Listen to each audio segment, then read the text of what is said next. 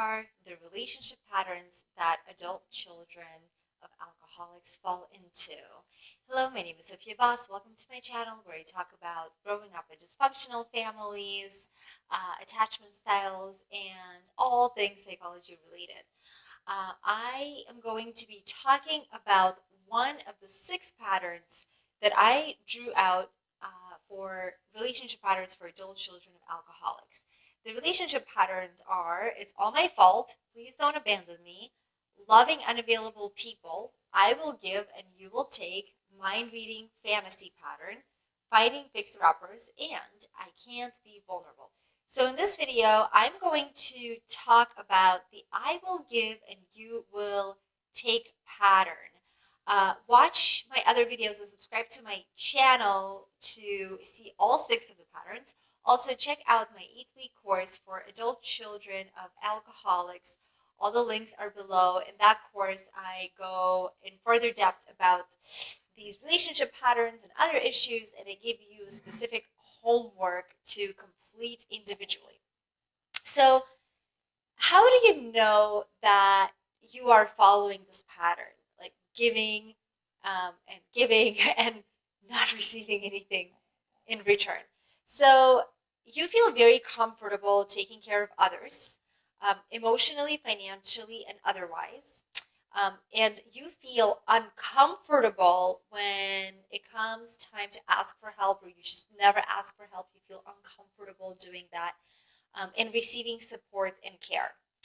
And you feel like really happy when someone gives you anything. It's just like you feel so overwhelmed by even the slightest gesture of kindness. It's overwhelming to you, and you might even feel indebted afterwards. You might feel like there's something that you must do to return the favor.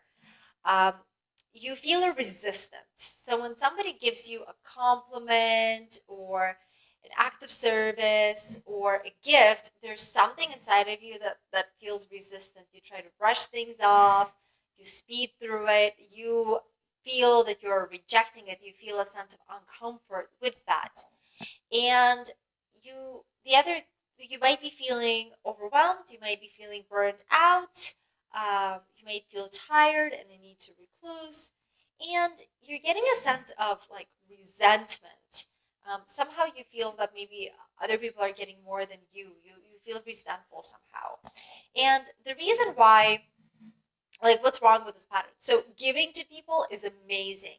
We feel better when we give. We should go out of our way for other people. This is how we build community. This is how we solidify interactions, and this is how we contribute to our community, our society, whatever else we're doing. So giving is a beautiful thing. Some people are just naturally more on the giving side, whether they had trauma or not, whether it's a negative pattern or not. Like, we just love to give, and that is a beautiful thing. It's not to take away from the giving nature, the giving aspect, and being nurturing to other people is natural, and we shouldn't fight those instincts in ourselves. So the reason why that when this pattern is lopsided, though, so when you feel very comfortable giving but you feel resistance receiving and you have a hard time reaching out for help, what happens is actually people begin to take you for granted. You begin to not earn so much respect. Your efforts are not valued, and this can contribute to, you know, these feelings of overwhelm, and that feeling of like something is wrong. Maybe you're not getting as much from other people. So the people that like really give a lot and don't ask for anything in return usually just like are undervalued by others and unrespected by others, and it becomes like an expectation for other people that you're going to give. And actually, when you begin to change that pattern, people will become shocked. Like, how dare you not give and ask for something? Like, it's really confusing if you begin to, shift out of that pattern, and like say no, or like ask for something, or share something that's like inconvenient. People get really weirded out by that, and they feel a little repulsed. Like, how dare you do that? So that's why it's not great, right? And where does this pattern come from? Well, this pattern comes from knowing that you are, so if you're from a dysfunctional alcoholic family, knowing that you need to be there to care for your parents. So if you're not there, something is going to go wrong. There's already been instances of you not kind of pitching in, not being there, and things going wrong. Also, maybe high expectations from your parents. And so at some point, the child begins to actually make this as a point of self-esteem, right? Like, I am this contributing, responsible person. I have the power to help. I have the power to take care of you. And that becomes a part of your self-esteem. That becomes like a part of your persona, part of what you stand for the world. And you begin to feel good about yourself. You begin to feel like you're in control. Like, this is something that you can contribute. You can take care of people. You can give to people. You can emotionally support people. You can help, drive people when they're drunk. You can help them, heal their wounds and ailments of many sorts, right? So at some point, the child is living in this kind of like chaotic alcoholic home. Responsibilities begin to fall on their shoulders, and they build a sense of self-esteem for being responsible and having the ability to help and take care of other people. And they feel like this is their value. This is their value in life, and as long as they keep doing that, then they're not going to be abandoned. They're going to be part of the group.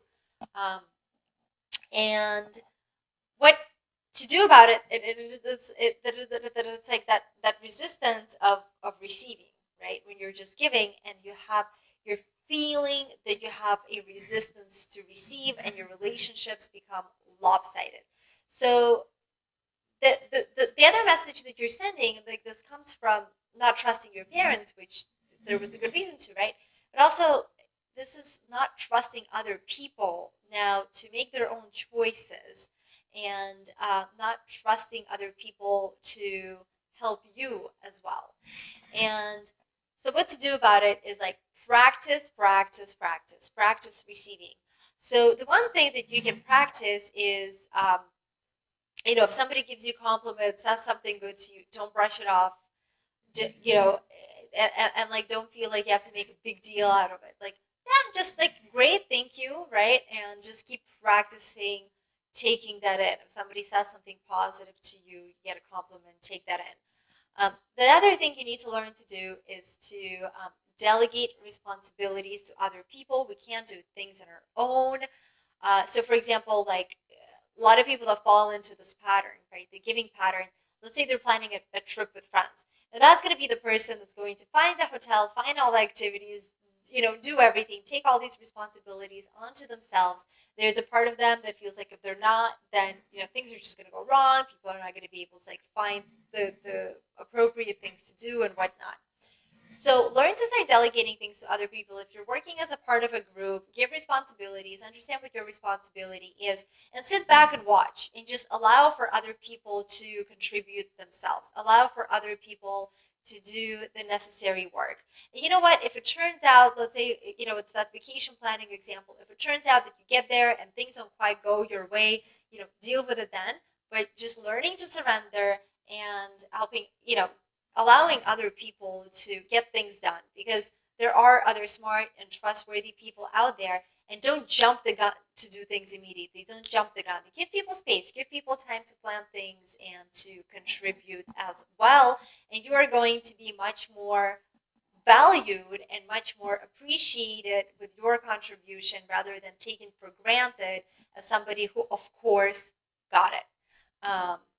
And reach out to people for help. So you're stuck in a problem, you're feeling confused, you don't know what to do. Find the courage to actually call someone and brainstorm with them.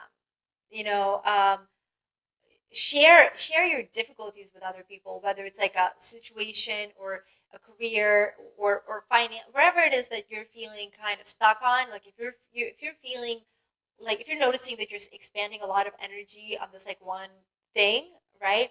Recruit the help of other people. Run it by other people. Hey, what do you think? What would you do in my situation? And allow yourself the acceptance to receive. So usually when you're just learning to do that, there's a lot of resistance. There's a lot of anxiety. You may be sitting there feeling like, oh, I'm taking up so much space. This person is doing all this stuff for me. I need to do something back. Just sit with it. Allow the anxiety to flow through you and zip with it. And the more that you practice it, the more you're going to be able to receive, and the more actually valued and respected you will become in the eyes of others with your amazing gift of giving. And, by allowing other people to give to you, you are also giving them the pleasure of giving. So just as you like to give to people and do things for other, you can also think of it as allowing the other person the pleasure to give something to you, which they very much might enjoy. And so the more you practice this, the more uh, your intuition around these things is going to develop. Your intuition is going to become stronger, where you feel like you're rejecting something or you feel like you're giving too much. You're going to be able to feel when people are beginning, to take you for granted or feel that you're not valuable, and to take your gift as a given, as a must. So that will help you kind of find that balance in your relationships, practice receiving, and allow other people to have the pleasure of giving something to you. All right, so that is it for the pattern of I will give and you will receive. Leave me questions in the comments below. I'm going to try my best to answer them in the Q&A series. And let me know your comments if this makes sense, if this doesn't. Have you had experience with this in your life? How have you overcome it if you have? And if you're interested in a one-on-one consultation with me, the link is also below, as well as a link to my course and my book. And subscribe to my channel, and I'll see you in my other videos.